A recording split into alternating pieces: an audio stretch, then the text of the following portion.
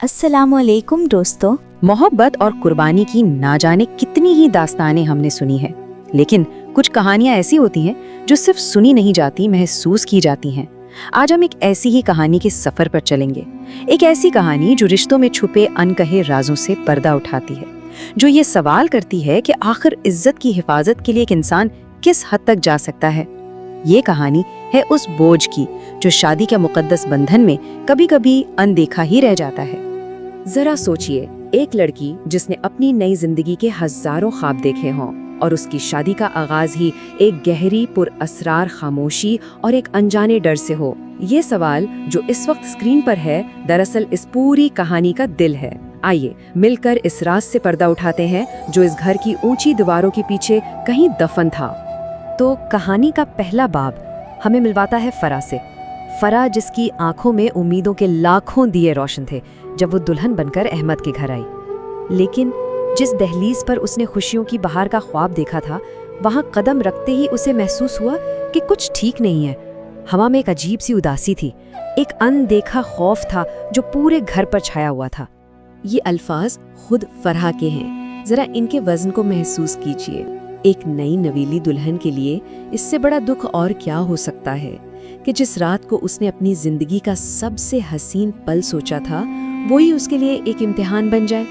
वो सारे रंगीन ख्वाब, वो सारी उम्मीदें जैसे हकीकत की पहली ही ठोकर से चकनाचूर हो गईं। जिस बंधन में मोहब्बत की खुशबू होनी चाहिए थी, वहां सिर्फ डरे सहमे साए और अनकही बातों का एक भारी बोझ था। शादी के बाद के वो पहले 3 दिन फरा की जिंदगी पर जैसे क़यामत बनकर टूटे। पहला दिन गुजरा तो उसने देखा कि उसका शोहर अहमद उससे बात करने के बजाय बस चुपचाप खाली नजरों से आसमान को तकता रहता है। दूसरे दिन तक शादी के फूलों की महक भी जैसे घर की उदासी में कहीं गुम हो गई। और फिर तीसरे दिन वो हुआ जिसका किसी को अंदाजा नहीं था। कुछ लोग घर के बाहर आकर चीखने लगे, गुस्से में धमकियां देने लगे और एक बहुत बड़े कर्ज की वापसी का मुतालबा करने लगे। इन लोगों का मुतालबा बिल्कुल साफ था, या तो फौरन पैसे दो वरना वो घर पर कब्जा कर लेंगे। इस मुश्किल घड़ी में जब कोई रास्ता नजर नहीं आ रहा था, अहमद ने एक ऐसा फैसला सुनाया जिसने फरा की दुनिया ही अंधेरी कर दी। उसने कहा कि उसे फौरन दुबई जाना होगा ताकि वो पैसे कमाकर ये कर्ज उतार सके और अपने खानदान की इज्जत बचा सके। ये एक ऐसी जुदाई थी जिसके लिए फरा ज़हनी तौर पर बिल्कुल भी तैयार नहीं थी। तो अहमद चला गया और पीछे रह गई फरा इस बड़े से घर में अपनी सास के साथ तन्हा। लेकिन ये तन्हाई बहुत जल्द एक पुरअसरार खौफ में बदलने लगी, और उस खौफ का मरकज था उसकी सास का कमरा, जिसका दरवाजा अब हर वक्त अंदर से बंद रहने लगा था। शुरू में तो फरहा ने सोचा कि शायद ये उसका वहम है, मगर फिर हर रात जब गहरा सन्नाटा छा जाता तो सास के कमरे से किसी के खांसने की आवाज आती। और ये कोई आम खांसी नहीं थी, ये एक मर्द की तकलीफ में डूबी हुई दबी दबी सी आवाज थी, जैसे कोई अपने दर्द को दुनिया से छुपाने की कोशिश कर रहा हो। उस आवाज ने फरा के दिल में हजारों वसवसे पैदा कर दिए। अब फरा की बेचैनी आहिस्ता आहिस्ता शक में बदल रही थी। सबूत मिलना लगे थे। पहला सबूत तो सास का रवैया था, जो घंटों कमरे में बंद रहती और किसी सवाल का जवाब न देती। फिर फरा ने देखा कि घर में ऐसी दवाइयां आ रही हैं जो किसी गहरे जख्म या ऑपरेशन के बाद इस्तेमाल होती हैं। और इंतहा तो तब हुई जब एक दिन उसने अपनी सास को छुपकर खून के धब्बों वाले कपड़े धोते हुए देख लिया। अब ये बात साफ हो रही थी कि उस घर में कोई जख्मी है जिसे सबसे छुपाया जा रहा है। लेकिन सारे सबूत एक तरफ और वो आवाज एक तरफ। वो एक जवान मर्द की कमजोर और दर्द से भरी खांसी थी जो हर रात इस खामोश घर में गूंजती थी। ये वो आखिरी सबूत था जिसने फरा को यकीन दिला दिया कि इस घर में, इस बंद दरवाजे के पीछे कोई तीसरा शख्स मौजूद है जो शदीद तकलीफ में है। अब फरा के लिए बर्दाश्त करना नामुमकिन हो गया था। खौफ और तजस्सुस अपनी इंतहा पर थे। इसने फैसला कर लिया कि वो आज इस रात से पर्दा उठा कर रहेगी, चाहे इसका नतीजा कुछ भी हो। उसे ये अंदाज़ा बिल्कुल नहीं था कि इस बंद दरवाजे के पीछे जो सच्चाई उसकी मुंतज़िर है, वो उसकी रूह तक को जख्मी कर देगी। इस रात जब अंदर से कराहने की आवाज़ें मामूल से ज़्यादा तेज़ हो गईं, तो फराह ने अपनी सारी हिम्मत जमा की। وہ کانپتے قدموں سے دروازے کی طرف بڑھی اور کنڈی پر ہاتھ رکھا۔ شاید اس کی سانس گھبراہٹ میں دروازہ ٹھیک سے بند کرنا بھول گئی تھی۔ ایک لمحے کے لیے وہ رکی اور پھر ایک ہی جھٹکے میں دروازہ اندر کی طرف دھکیل دیا۔ جیسے ہی دروازہ کھلا، دواؤں اور جمے ہوئے خون کی ایک تیز بو اس سے ٹکرائی، جس سے اس کا سر چکرا گیا، اور اندر کا منظر دیکھ کر اس کے پیروں تلے سے زمین نکل گئی۔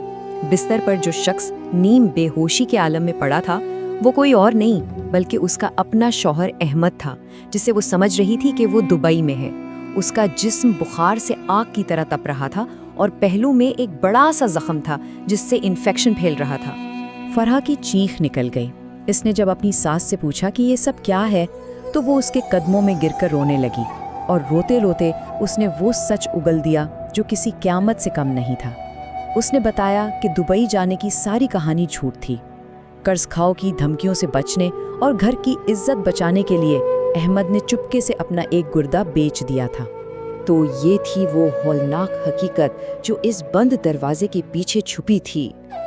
قرض خواہوں نے دھمکی دی تھی کہ وہ فرحہ کو بھی نہیں چھوڑیں گے اور دبئی جانے کا کوئی انتظام فوری طور پر ممکن نہیں تھا۔ اس مایوسی میں احمد نے اپنی جان داؤ پر لگا دی، صرف اس لیے کہ اس کی بیوی کے سر پر چھت رہے اور خاندان کی عزت محفوظ رہے۔ اس نے یہ سچ اس لیے چھپایا کیونکہ اسے ڈر تھا کہ کہیں فرحہ یہ جان کر اس سے نفرت نہ کرنے لگے یا پھر ساری زندگی خود کو اس کا قصوروار نہ سمجھتی رہے۔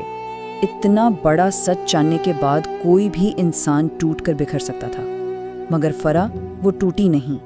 اس ہولناک سچائی نے اسے کمزور نہیں کیا بلکہ پہلے سے کہیں زیادہ مضبوط بنا دیا۔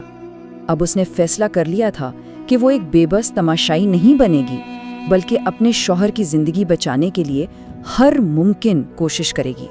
اس نے ایک لمحہ بھی ضائع نہیں کیا۔ اس نے فوراً اپنا سارا زیور اٹھایا، ایمبولنس کو فون کیا اور کسی بدنامی یا پولیس کے خوف کی پرواہ کیے بغیر احمد کو اسپتال لے گئی۔ وہاں اس نے دن رات ایک کر کے اپنے شوہر کی خدمت کی اور آخرکار اس کی محبت اور ڈاکٹروں کی محنت رنگ لائی۔ احمد کی جان بچا لی گئی۔ احمد کے ٹھیک ہونے کے بعد انہوں نے مل کر ایک فیصلہ کیا۔ انہوں نے وہ بڑا گھر بیچ دیا جس کی بنیاد ہی رازوں اور خوف پر تھی، سارا قرض ادا کیا اور ایک چھوٹے سے کرائے کے مکان میں اپنی نئی زندگی شروع کی۔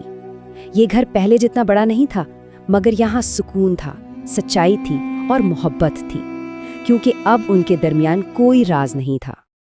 آج بھی جب فرحہ احمد کے جسم پر اس آپریشن کا نشان دیکھتی ہے تو اس کی آنکھیں نم ہو جاتی ہیں۔ اس کے لیے یہ صرف ایک زخم کا نشان نہیں ہے بلکہ یہ اس کی محبت کی جیت کی مہر ہے۔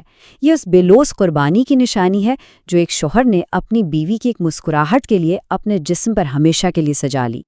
یہ کہانی ہمیں کچھ بہت گہرے سوالات کے ساتھ چھوڑ جاتی ہے۔ ایک ایسے معاشرے میں جہاں مرد پر خاندان کی عزت بچانے کا اتنا دباؤ ہوتا ہے، کیا عزت کی قیمت واقعی انسان کی جان سے بڑھ کر ہے؟ اور محبت کی اصل تعریف کیا ہے؟ کیا یہ بڑے گھر اور دولت ہیں یا ایک دوسرے کے لیے دی گئی وہ بے لوث قربانی جو ہر زخم کو محبت کا ایک خوبصورت نشان بنا دیتی ہے؟